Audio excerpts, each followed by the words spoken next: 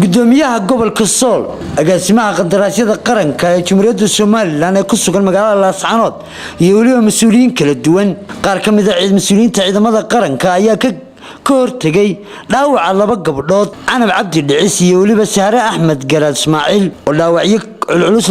lagu gaarsiiyay xarunta maamulka Puntland ee Garowe ayaa duleedka bari ee deegaanka Tukaraq ee gobolka Sool ay kaga hortageen mas'uuliyiintaasi oo hogaaminaya gudoomiyaha gobolka Sool waxaana dhaawacaasi hablahaasi halkaasi ka hadlay gudoomiyaha gobolka Sool Mudane Cabdi Khayr Diriir oo ku tilmaamay dhaawaca cadowtinimada in maamulka Puntland ay u geysteen gabdhahaasi waxaanu ku sugannahay magaalada Tukaraq ee gobolka Sool ee Soomaaliland waxaa halkan jooga Canab Cali Xaaji iyo Sahre Axmed Garaad oo ah muwaadiniin reer Soomaaliland reer Soola kulli dadku isu soconaya oo bini'aadanku waa socod joog gabdhaha waxa lagu yeelay maanta magaalada Garowe ee maamul goboleedka Soomaaliya ee Puntland waxaana gaarsiiyay dhibaatooyinka ku yaala ee dhaawaca ay u saaran yihiin ambalaasyada dad reer Puntland ah oo reer Garowe waxa lagu dilay mabda'ooda ah Soomaalilandnimada mabda'ooda reer Soolnimada iyo mabda'ooda dhulbahantinimada waanu cadeynaa la gabamayno runtaanu sheeganaa waxaan leenahay dadkii lagu beer la xawsanayay waxyaalaha isirka ah taasi inay beenta ogaada gabdhahan waa gabdhaha dhaawaca waxaanu ku wadnaa in loo fidiyo adeeg caafimaad oo xaq u leeyihiin cid kasta oo meediyahan daawan doonto waxaanu u sheeganaa gabdhaha in lagu dilay mabda'ooda iyo qarannimadooda Soomaaliland laguna eedeeyay inay yihiin dad basaasiina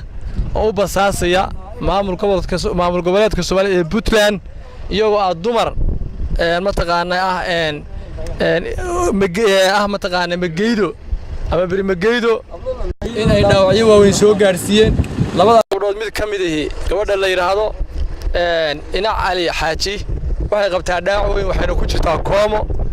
gabadha kalena iyada lafteedu mataqaanaa nabarra qatar ayaa ku yaal waana serious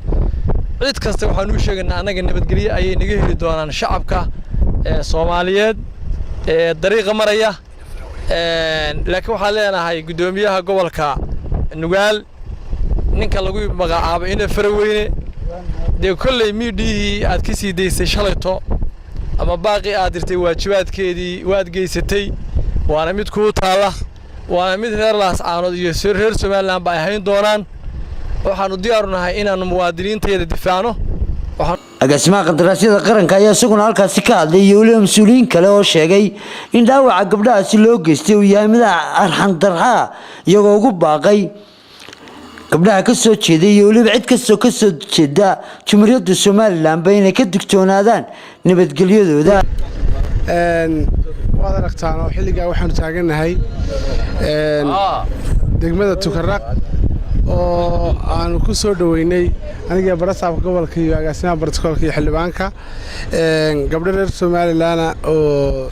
wax lagu waxyeeleeyay magaalada Garowe oo reer Laascaanood gabdhaha reer Laascaanood gacan xaq daran baa barasaabka gobolka Nugaal inay Faraweyne u soo diray maamirad hablaha waa la dilay waa laba hablood oo reer Laascaanood hablaha wuxuu ku eedeeyay inay Soomaaliland yihiin oo reer Laascaanood yihiin hablaha dumar iyo isaga gacanta soo tagay askartiisii hablaha waxa weey waa la tooriyay wax xunba wax loo yeelay dadka reer Laascaanood ee Garowe dhexdeeda ku nool waxaanu ka digaynaa inuu wax yeelayo in Faraweyne indhawey toole waanu ognahay meeshaas waxay noqotay meel dadka reer Laascaanood lagu waxyeelayo waad aragtaan dhaawacii reer Laascaanood hadeer waad aragtaa xilliga waa serious koomay ku jiraan waxaan uga digaynaa dawladda Soomaaliya gaar ahaan gobolka Puntland in dadka reer Soomaaliland dadku uu socdaa meel walbana uu joogaa in lagu dhibaateeyo magaalada Garowe aad baan uga xumahay runtii waxaan dhaqanka ku wanaagsanayn oo aan ugu baan iminka la kulanay oo aanan hore arag gabdho lagu dilay kaliya in muddo Soomaaliland yahay baa lagu dhibaateeyay magaalada Garowe waxa ka dambeeyay maamulka Puntland oo isticmaalaya cunfi iyo isagoo markii hore kala qaybin shacab iyo nidaam waday anaga mar walba waxaan nooga go'an inaanu ilaalino dadka shacabka waxaan u taaganahay arrin dadka ummadda Somaliland arrin damaqday baan u taaganahay oo ah laba gabdhood oo u dhashay